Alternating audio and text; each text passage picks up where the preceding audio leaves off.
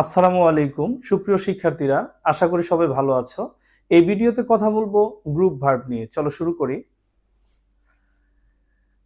Die of plus যে কোনো ধরনের রোগের নাম, অর্থাৎ যে কোনো রোগ থাকলে ডাইয়ের পরে প্রেপোজিশন সবসময় অফ বসবে।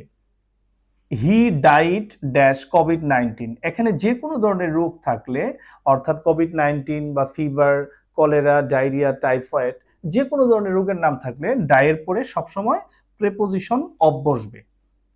হি ডাইড ড্যাশ অ্যাক্সিডেন্ট, দুর্ঘটনা বা আত্মহত্যা বোঝাতে সবসময় ডাইয়ের পরে প্রেপোজিশন বাই বসে, তাহলে he died by accident.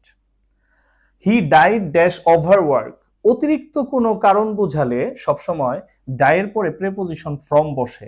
He died from overwork, he died from over eating, অর্থাৎ অতিরিক্ত কারণ বোঝালে, অতিরিক্ত কোনো কিছুর কারণ বোঝালে সবসময় ডাইয়ের পরে প্রেপোজিশন ফ্রম বসে। She died dash her country, দেশের জন্য বা আত্মত্যাগ বোঝালে সবসময় ডাইয়ের পরে প্রেপোজিশন ফর বসে, তাহলে she died for her country.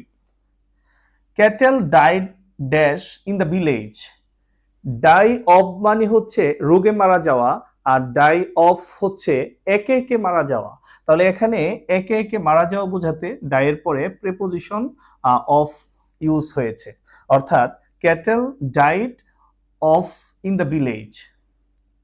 He died dash battle, যুদ্ধে বা শান্তিতে বা ঘুমের মধ্যে বা কর্মরত অবস্থায় মারা যাওয়া বোঝাতে সবসময় ডাইয়ের পরে প্রেপোজিশন ইন বসে, তাহলে হি ডাইড ইন ব্যাটল, সে যুদ্ধে মারা গেল।